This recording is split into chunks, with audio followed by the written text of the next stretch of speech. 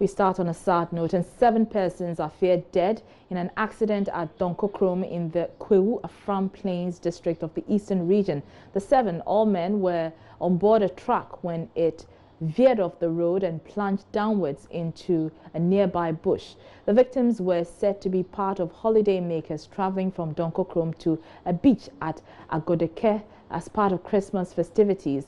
The official cause of the accident is yet to be established. Meanwhile, the bodies of the dead have been deposited at the Presbyterian Hospital in Donkokrom. We have on the telephone line our correspondent Kofi Siao with details. Kofi, what more can you report? Okay, so Araba, this place where the accident happened is a bit of an outskirts from Donkokrom, that is the district capital. So usually residents will resort to anything at all as means of transport from wherever they're traveling to. So when this truck got to the place where the passengers were gathered or the holiday makers were converged, they just jumped on it, and they were traveling from Donkokrom to Agodeke. And on reaching the point on that stretch, the vehicle developed a fault. That is what an eyewitness told me. The people who rushed to the scene told me. So he couldn't tell me exactly what the cause of the accident is, but he believes that the driver lost control of the steering wheel and plunged the vehicle into a nearby beach. Well, have police been to the scene, and what have they been saying about this particular incident? Well, I've been trying to reach the district commander for the area, for his side of the story, but I'm not getting him. But information I'm getting through is that they've been able to arrest the driver of the vehicle, and he's currently assisting them in investigations. All right. Many thanks, Kofi Siao, there with that update on that accident in the Eastern region. And still speaking of accidents, the Greater Accra Regional Hospital has recorded 31 accident cases since Monday, 24th to 26th December 2018. Head of the trauma unit at the Greater Accra Regional Hospital, Dr. Richard Anongira, is cautioning motorists to be extra cautious on the road since many accident cases are driving the inpatient admissions to the roof. This week we have seen quite a number of RTAs since starting this Monday, because that's the time I started. We saw about 8, no, more than 8, about 15 RTAs on Monday. Yesterday was about 10, and today we are seeing almost, the day hasn't ended, but we have seen about 6. Okay. Yeah, 6 cases. So as the week goes, so I expect to see more, because this festive season, people are on the loose. That's, for lack of a better word, they are on the loose. People are not abiding to road traffic rules, and they are doing, for the sake of the festive season, they are doing whatever they want. So I'd want to urge the media to,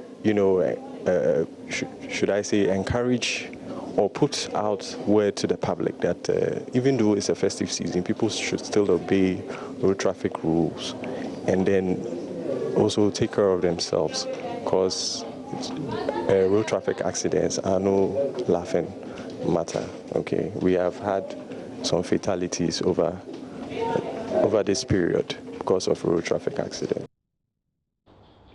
On a brighter note, we've been interacting with some patients who have been sharing their Christmas wishes. And I have to be rushed to this place, the 24th of December, the Christmas Eve itself, and I'm stuck here now. How are you feeling? Oh, I'm not feeling okay, but it's very tedious being at the hospital when it is Christmas Eve. You leave your children, your family. You know how it felt. That is it. So that is how I'm feeling now. Boys, friends. Like I wouldn't even be at home at all. If not the beach, then somewhere, Miniki and all those things, yeah. But it's like God's way is the best. You see? So that is it. We're going to places to have fun. I'll be going to Labadi to chill and I'll do many things. No, you're feeling when you be a crime and every man and every coon near Tennis and Edity. So I feel that you and the near dinner, me as say, I feel to end. But we are in Yanisa, Timofia, and Jim Qua. Now, in less than 12 hours, residents of 4 regions in the country would decide on what could possibly change our geography as well as our political structure as a nation. The decision to create 6 new regions would be far-reaching for all Ghanaians, as it would mean a rapid investment in the setting up of the political leadership of these areas, among others. The road to the referendum has had its share of controversy, with an 11th-hour motion to suspend the process in the Oti enclave in the Volta region recently brushed aside by the Electoral Commission. Well, as we wait for the residents of these areas to go to the polls, here's a look at how we got here.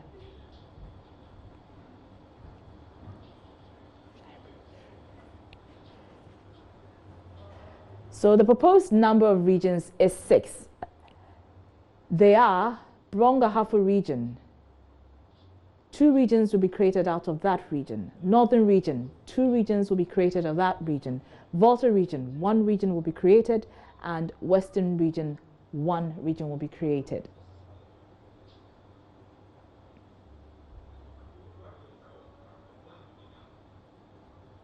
So these are the timelines. On 17th October 2017, President Akufo-Addo inaugurated the Commission of Inquiry. On the 26th of June 2018, the Commission presented its report to the President.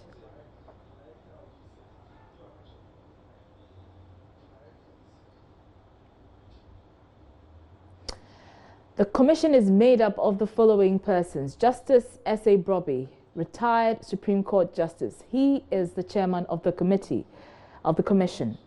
Dr. Grace Bediako, a former government statistician, member. Maulvi Mohammed bin Salih, Amir, missionary in charge, Ahmadiyya Muslim Mission, Ghana, member. And Professor Kwesi Kwafo Adakwa, former Vice Chancellor, KNUST, also a member.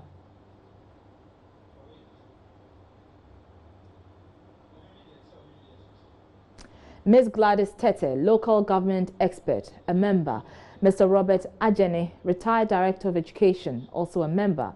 Dr. David Esau, Senior Research Fellow, University of Cape Coast. Professor George Owusu, Lecturer, ISA, and Director, Center for Urban Management Studies, University of Ghana, also members.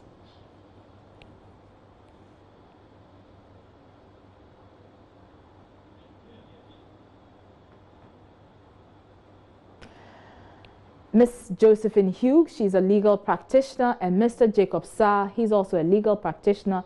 They are also both members of the Commission. So the Commission collected both qualitative and quantitative data from all the 6 petition areas. They also relied on secondary data from various sources, including the 1992 Constitution, books, journal articles, internet sources, etc.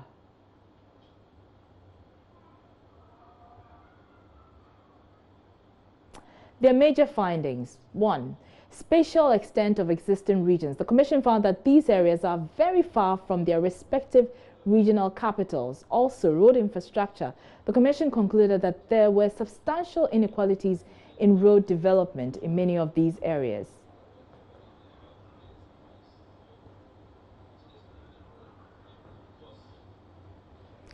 Also, government and public services. The Commission found that there was a general alienation from government due to the challenges of accessing essential services or institutions such as courts, passport offices, etc.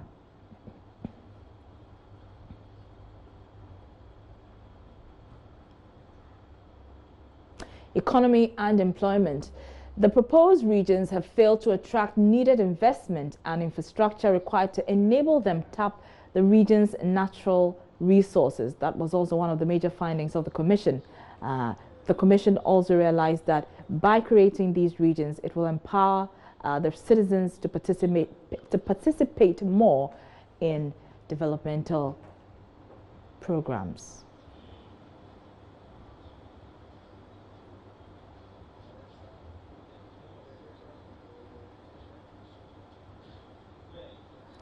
So for the Western region, the Commission recommended the creation of 6 new regions. Western North region out of the Western region. Well, the areas affected are Awin Municipality, the Bia East District, the Bia West District, Bodi District, Joabeso District, Sefri Akontombra, Bibieni Ahwiaso Bekwai Municipality, Swaman District, and Sefri Wioso Municipality.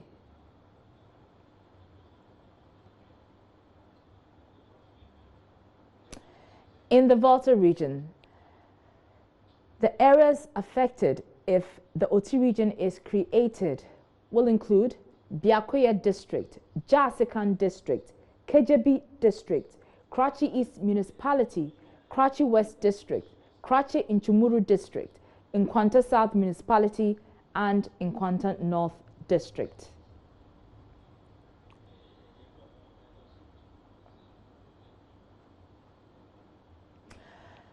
In the Bono Ahafo region, the Ahafo region, which will be created, the areas affected will include Asunafo South District, Asunafo North Municipality, Esutifi North District, Esutifi South District, Tano South Municipality, and the Tano North Municipality.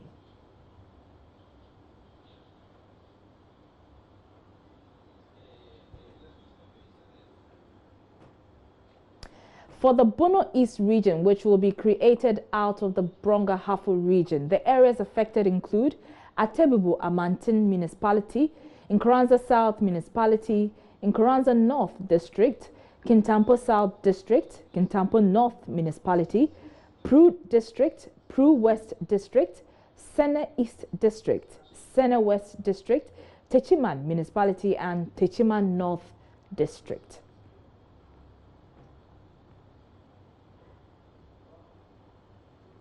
So the places to vote. The Commission is recommending that the referendum should be held only in areas within the boundaries of the proposed regions. The question to be posed, are you in favor of the creation of the new region? Yes or no?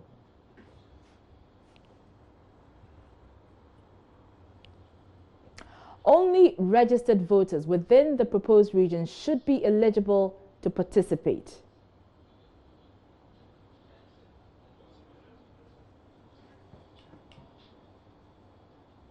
Well, our reporters have been on the ground gauging the mood ahead of tomorrow's referendum. Let's begin from the Bono Ahafo region.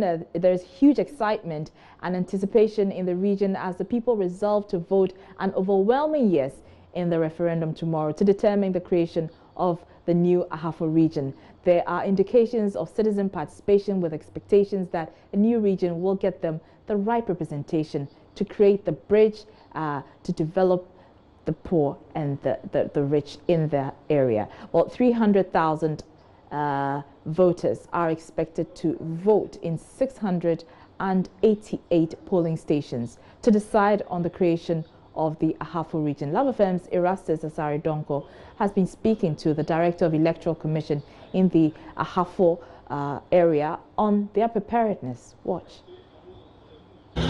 What you are seeing behind me can testify that we are set for tomorrow.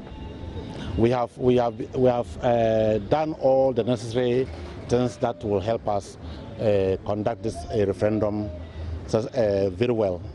We recruited our polling staff, as many as 4 to a polling station and 87 polling stations.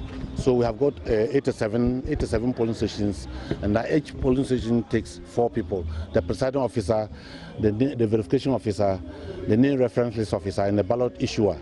They will man the polling station, and we have trained all of them very well.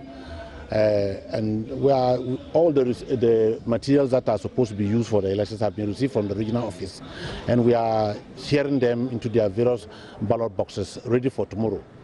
Yeah, so we are fully ready. Erastus joins us on the line now. Erastus, we heard from the Electoral Commission officials there expressing their preparedness to carry out the exercise tomorrow. What about the ordinary residents in the area? How are they feeling? What's the mood there?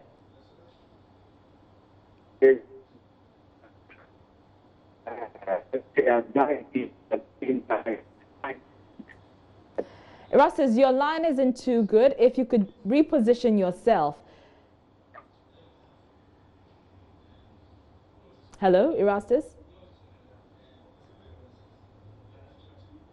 Unfortunately, we can't hear Erastus. We'll try and, improve that connection to that line. Meanwhile, the opposition National Democratic Congress and the governing New Patriotic Party have joined forces to campaign in the Senate West District on the last day of campaigning ahead of Thursday's referendum. The leadership of the two political parties appear to have buried their political differences to campaign vigorously at Kwame Danso, Lassie Achimadeng, among others, on the last day of the year's campaign for the proposed Bono East region. My colleague Ohiming Teria, who's covering the event, has been speaking to the leadership of the two political parties. First is the DCE for the area, John Nyaba. He says residents will massively vote yes to endorse the new region to relieve them from the shackles of underdevelopment. We started the campaigning for a long time, a long period, and it is going well. The people are ready to vote because of the message that we are giving to them. Here we are deprived. So when we have the region, the whole area will be too small, and the resources will be able to capture the whole area, especially our feeder roads and our main roads. So with this message, the people are eager, they are ready that tomorrow they'll go in their numbers more than 50% to vote, so that we get the 80% and get the region. Coming here to vote becomes a problem. So what I've taken it upon myself is I've arranged for a private booth to go and pick them to here and come and vote. After voting, they send them back. So we have done that arrangement. About 7,000 to 10,000 people that we are expecting to come and vote. And tomorrow early dawn, the boat will go and pick them to this area. Well, the Senate West NDC constituency chairman Muda Suleiman insists the two parties cannot disagree over developmental needs of the people. This one is not an NDC or MPP. This one is creation of new region. So we have to put MPP aside. NDCs too should put NDC aside, so that we'll fight as one people. We have come together, both NDC and MPP. So if you see us, MPP chairman, NDC chairman, MPP executive, NDC executive working together for one goal, so that you also know that this is not partisan matter. We have to work hard to get our Bono East from Sunyani. Let's go on the line and speak to Ohiming Teria, is my colleague in that particular area. Ohiming, we've seen the NDC and the MPP, eager to come out and vote yes, which is quite interesting. But tell us about the preparedness of the Electoral Commission. Thank you, Araba. With all the districts and municipalities that I have taught as part of the 11 districts and municipalities, getting ready for the proposed new Bono region, almost everything is set now. The people are eager to take part in tomorrow's activity, but the Electoral Commission tells me everything is set now. They have received the electoral materials ready to be dispatched at dawn tomorrow. So it will be dispatched under strict security to ensure that the materials get to the electoral or the voting areas on time. There are concerns about how to reach areas or the overseas, and these respective assemblies have made efforts to also provide relief or provide assistance to the voters who will be voting in those areas. For instance, in the Senate West District, I'm told there are about 50 communities that have been cut off from the entire area, and that the DCE tells me they have made efforts, and the effort is that they have hired a private boat to convey the people from their respective areas to the voting centers so that they can take part in the voting process. All right. Now we are talking about communities like Achiremade Bato, Dori, today, Alagala, Chache, and many others, where about 7,000 voters are expected to be transported from their respective areas to the voting centers. Very well. Many thanks, Eminteria, with that update. And this is your station to stay tuned in for all the regional updates on tomorrow's referendum.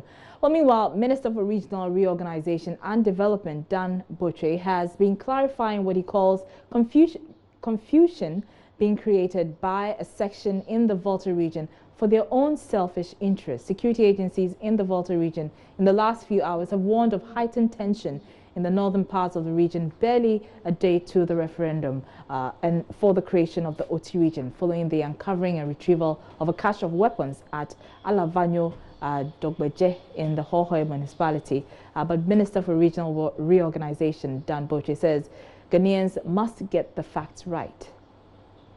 In the case of the Volta region, what many people do not know, that there is a group of people who call themselves Western Togoland. They claim that part of Volta region, and even stretching to part of Northern region and Upper East, is their country. And that there's a country now called Western Togoland. And they petitioned before to cede. They petitioned before to cede. Yeah. They have their own colors, they have their flag, they have stickers, and they even at times issue threats that people living in that area should not fly Ghana flag. True. So they do that. So those are the vociferous people. And people confuse it that people in Volta region don't like them. No. There may be some people who have that. But those who are really expressing it, and they've taken it to international level. They have. Yeah, they are petitioning governments outside. They are holding fora here and there. You know, they need to be well funded. So they are printing. I mean, when I was in Qatar 2 days ago, they have this. Western Togoland, they have their colors. You know, blue, green, yeah, they have their own emblem and all that. You know, but what they are doing is that they are telling the people who live in that area that why are you voting for a region? You have a country. So don't vote no. So the reason why they are campaigning for no is that you can't come and divide our country, Western Togoland. It claimed that 50 years after the plebiscite, they were supposed to get their independence, Western Togoland. The interesting thing, though, is that it stretches. It's supposed to be part through Yendi, through that, but why they are operating only in this part? Yeah. But that's it. So people should not get confused. You reached out to them because these. You're still watching Joy News Prime with me, Arba Kumsin. We're taking a short break. Sandra is coming up with business, but in business, we visit the rice-growing community of Nobom and hear their concerns about the importation of rice into Ghana. Details coming up.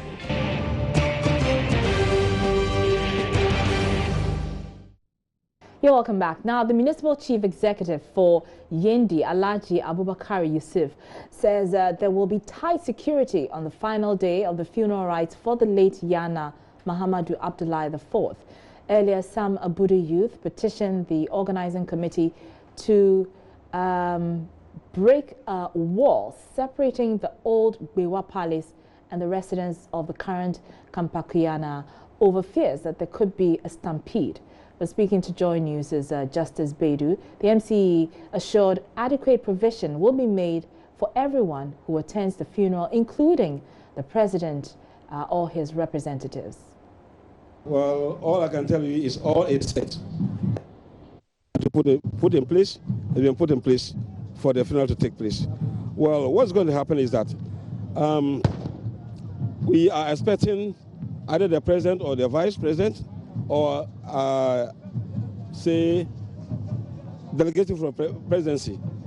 That's why we have prepared the seat for this place. You know, tomorrow there's not going to be any speech by anybody. All what's going to happen tomorrow is going to be traditional. That is circumambulation of the palace. And what is going to happen is that the regent, when it comes out, will mount the horse and start riding around the palace. Who comprises of these three compounds? You know, the J, the main one, and then the Katini. He was accumulated. So we want to make sure that The space here you see in front of the presidency is not occupied by anybody. It's left free so that the president or whoever is coming will be able to observe what is happening fully. Okay. But talking about the presidency and someone from the presidency coming in, and then the numbers, we've had concerns this week and last week as well as to the numbers that are expected to be here tomorrow, and the concerns that this place is not enough. It's not spacious enough to contain the numbers, and there were calls for the wall, the fence to be brought down to expand the space in order that can take more people. What has changed? What has happened to those calls, and what can you say about the numbers that are coming here and the preparations to contain them? Well, what is happening is that is the security matter. That one has been, the report has been made to the Secretary General. They are yet to come out with what to do with it. And surely it shall end successfully by inshallah tomorrow. And Justice joins us right now on the line. Justice, good evening to you. You've been on the ground for a while. Now, it's fair to say that security is tight. We actually saw some military personnel there in that shot. But given that one side, that is the Abudu side, had threatened to pull out earlier, what's the mood among residents and the people generally ahead of tomorrow's program? So Araba, the mood in the Yendi town itself is calm.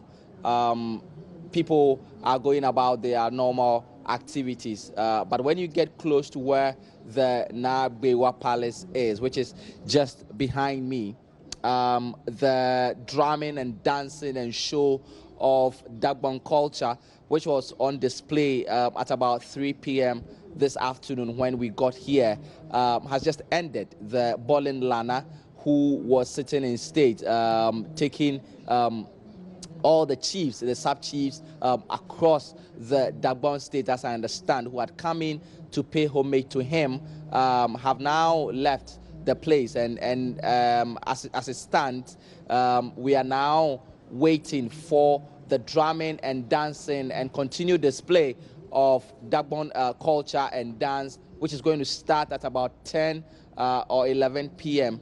tonight. My understanding from the security chiefs, the regional security commanders that I've been interacting here with is that in terms of security, they've had enough men that have been deployed here.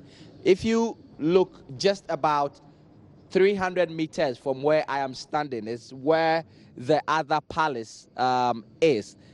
This was where the concerns were about the fence that is dividing the two palaces, and the call that that fence be removed, at least for the period of this funeral, to contain the numbers that are expected here tomorrow.